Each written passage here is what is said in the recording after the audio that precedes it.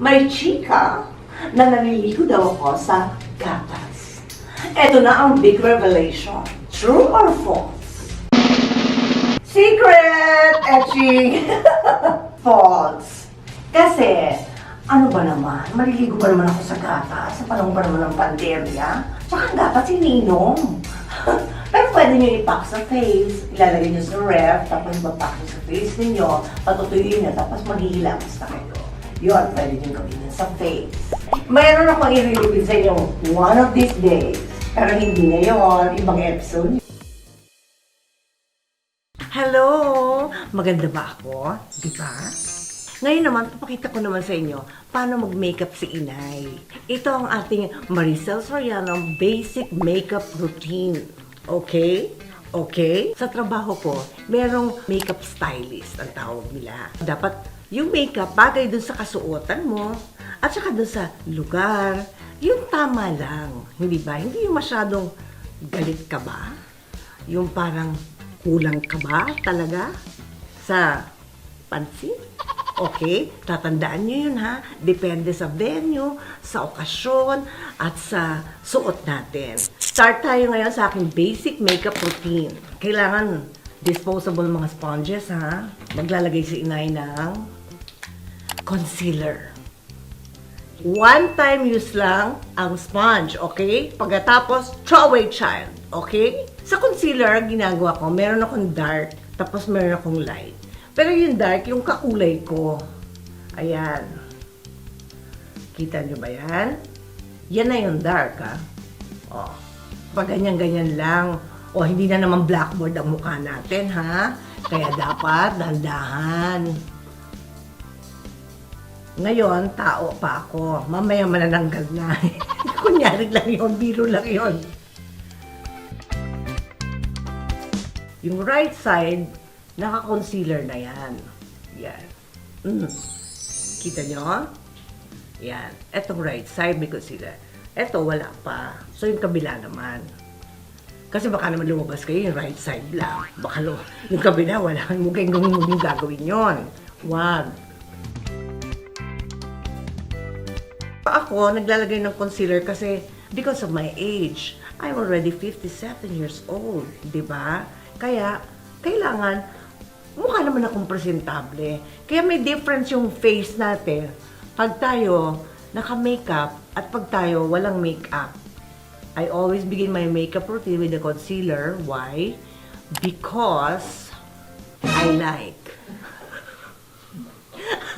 Hindi. Pero kasi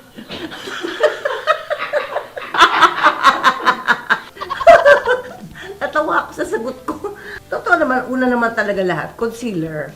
Kahit naman pag mini-makeupan ako, nakikita ko na ang inuuna nila, concealer. Actually, ang totoo nito, nagturo sa akin mag-makeup si Mr. James Cooper.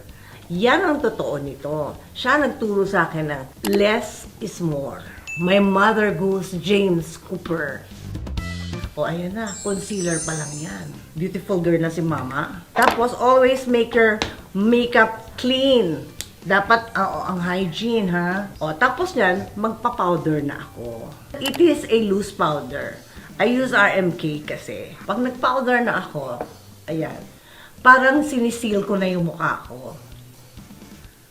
Nakasil na yan, 24/7 na yan. Dadagor ba si Inay? Saan nabibili ang RMK? Loose powder? Wala na. Face out. Nakakaloka, di ba? Ang hinanap ko, nakapalit nito, Makeup Forever, yung kanilang HD, kahit di nila ako binabayaran. Okay lang. Tapos, ito din, Makeup Forever, magkukontour ang nanay nyo kasi kailangan. Kahit pumayat na, di ba? Very, very mild and very, very light. Okay? Ganyan. Tapos itataktak nyo. Yan ang James Cooper style. Yan, ang natutunan ko kay James Cooper. Yung mga ganyan, tak-tak, para hindi masyadong blunt. I have this face na ganito. So, ang akin, pag ganun, in this direction ako. Iba pa yung blush on. O, eto, ganito ang pagkukontour yan. O, ayan na ang nanay nyo. Hindi pa tapos. Huwag kayo nagmamadali, may lakad ba? Okay, dito lang tayo. Okay. Yan. Para magkaroon ng paka si inay. Kaya hindi pwede masyadong tawan-tawa si inay. Dapat mga tao ni inay. Ganun lang. Pag mapanga ka na, huwag ka na magko-contour. Kasi magmumukha ka ng Diyos. Ano nyo ba yung pelikulang yun? Yung Diyos. Nakakainis nga, naiingit ako sa mga ganon eh. Kasi ako kailangan ko pa mag-contour, kailangan ko pa mag-ganyan. Kailangan pag nag-contour ka, yung tama lang, o. Diba? Kagaya niyan, o. Diba? Just right. Not left, but right. Okay? Magba-blush on ng very, very mild. It's by Terry, in order. Sa States. Ang paglagay ng blush on ko, sa ibabaw lang, nung contour. Ganyan lang. Tapos, dahil nga tayo ngayon na magkasama, so kailangan dagdagan ko ng konti yung blush on para hindi makain ng ilaw. Ayun ang sinasabi ko sa inyo kasi sa trabaho ko, iba. So kung wala naman, mild lang talaga ako mag-blush. Nakakapala na ako dyan. Diba? Pero okay lang kasi nanonood kayo diba? Ay, ito ang chismis. O, ayan, nakikita nyo ba yan? Kasama yan ng age na 57. Kaya kailangan ayusin yan. Pero mamaya na ha. Gusto ko muna mag-eyeliner. Makeup forever pa rin. Hindi ako mahilig mag-curl lash kasi napuputol ang pilikmata ko. Ang ending, nagpapalagay ako ng ganon. Pero hindi na ngayon kasi tumubo na siya. Okay? Ang important sa akin kung ba't gusto ko mag-eyeliner, kasi kagaya yan, tignan nyo, di ba parang nakapikit mata ko or parang hindi siya masyadong nakadilat. Makikita nyo mamaya, parang kahit hindi ko sinasadya, dilat na siya. Eto na ang paglalagay ng eyeliner. Una, eto, ang ginagamit ko itong makapal. Tapos parang ayaw niya, no? Hindi, gusto naman pala.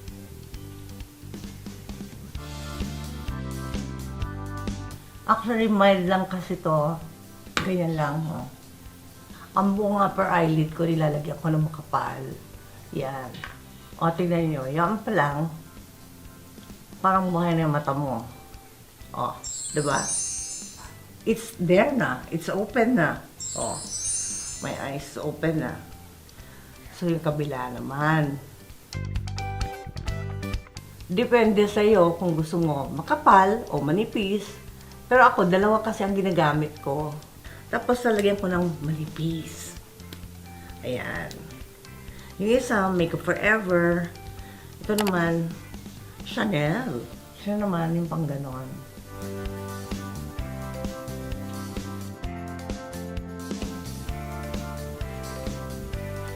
Hechicera ba?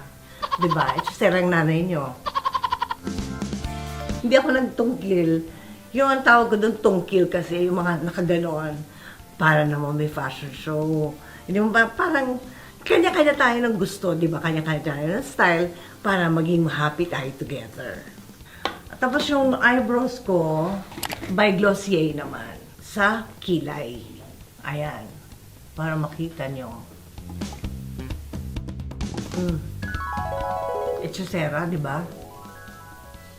Pataas, oo. Parang kunyari nahanginan, etching, di ba, no? Hindi na ako nag-eye makeup, napansin nyo ba? Nag-eyeliner lang ang nanay nyo. Tapos ito na yung reality. Alam niyo na kung para saan to, di ba? Para sa buhok ko mga puti. Puro chismis. Ganyan lang siya, oh. Iko-comb nyo lang. Ayan. Para lang mawala yung chika. Para sa buhok talaga to. It's called blonde. Oh, di ba wala na? Ayan ang finished product ni Blonde. Akala mo wala, pero meron. Wala pa tayong lipstick. Gusto ko palaging parang hindi siya nakakagulo. Pag nagsasalita ako, hindi siya yung tinitignan mo, kundi yung ako. Ayaw ko nung tumatalon yung lipstick. This one is actually given to me. Thank you, Anes. Ayan na, gagamitin na ng nanay mo. Ayan. Ang tawag dito, strokes. Ayan. Ay, it's nice. It's not my fault. Ganon. And then, sometimes I have to put yung para sa lalim ng mata natin.